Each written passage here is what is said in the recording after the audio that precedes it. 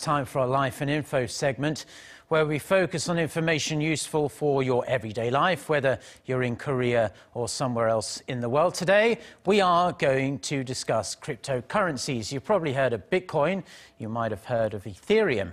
But there are now thousands and thousands of them that you almost certainly haven't heard of. Some good, some bad, and some downright awful.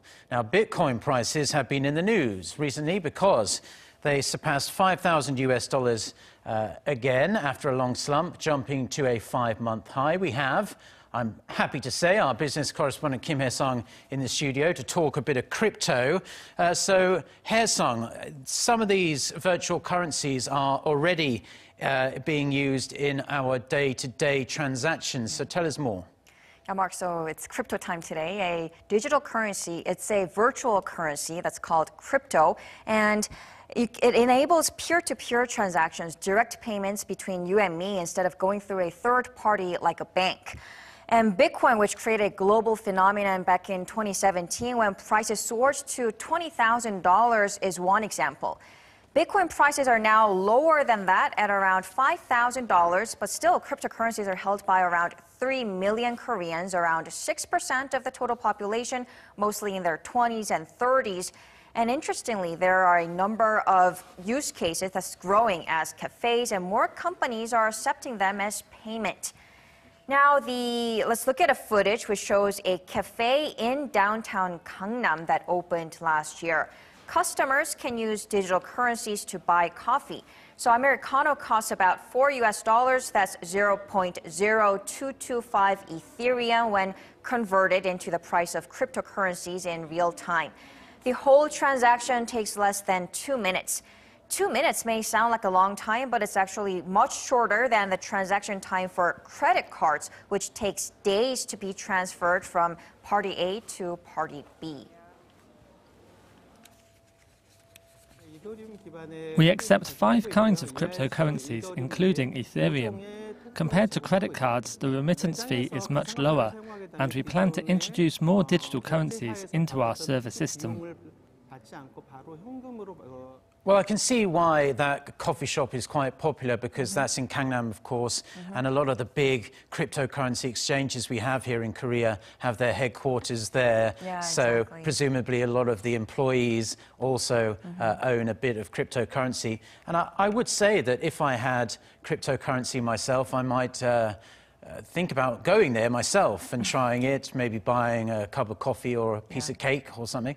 Yep. Yeah, all you need to do is to download a digital wallet on your smartphone. And it's not just cafes or restaurants. There are now gas stations or like pharmacies across Korea that accept cryptocurrencies. Now, let me put up a map. It's according to CoinDuck, over 100 places across Korea accept Ethereum as a digital currency, and using Coin Map, users can also look for places that accept Bitcoin. Now, going online, Shinsegae duty-free shop started accepting digital currencies last month. And travel website Expedia also accepts cryptocurrencies. And guess what, Mark? Samsung Electronics has included a digital wallet called the Samsung Blockchain Wallet into its new flagship Galaxy S10. So this is huge because the wallet has its own blockchain key store that enhances security and lets owners store and make payments using digital currencies, basically expanding the mobile fintech business with crypto. And as Galaxy S9, they sold like 35 million units. This makes it one of the highest profile mass market crypto use case.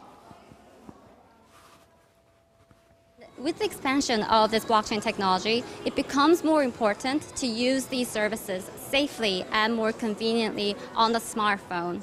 So we developed our feature to help users use these services with greater security on Galaxy S10.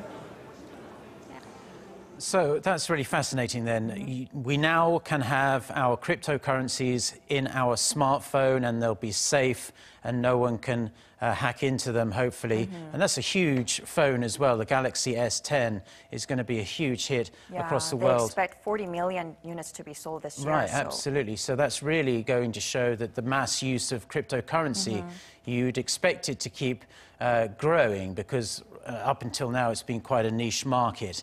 But are there any other global players, aside from Samsung, really stepping deeply into cryptocurrency these days? Yeah, there's a lot, actually, because you see, when you look at many parts in the developing world, they don't really have smartphones yet, or they can't really buy things online or open a bank account. So you see global players like JP Morgan Chase that actually successfully tested its own digital currency called JPM Coin last February. And Facebook is reportedly working on its own digital currency to enable WhatsApp users to send money instantly.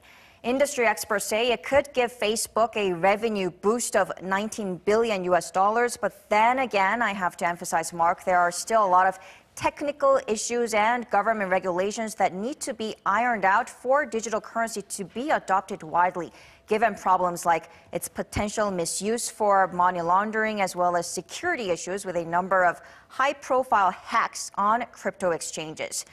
The next step for crypto was a key discussion point at the annual Deconomy Forum in Seoul last week, where engineers, experts, and government officials gathered to talk about digital currency and blockchain technology. I got the chance to talk to many experts, including the founder of Ethereum, Vitalik Buterin, and founder of the world's biggest cryptocurrency exchange, Binance. Now take a listen to Zhang Changpeng. The currency is a very valuable thing. So if it's not secure, then people are not going to use it. But there are other things like ease of use. It has to be easy to use. So it has to be easy enough that my grandma or whoever else can all use it. It can't be too technical. Right now it's a bit too technical. And also we need to find more applications for it. International transfers, cross-border payments is a big app. But there's still not enough use cases being used widely. But I think that for that we need more entrepreneurs, more startups, more companies to build the solutions for the economy.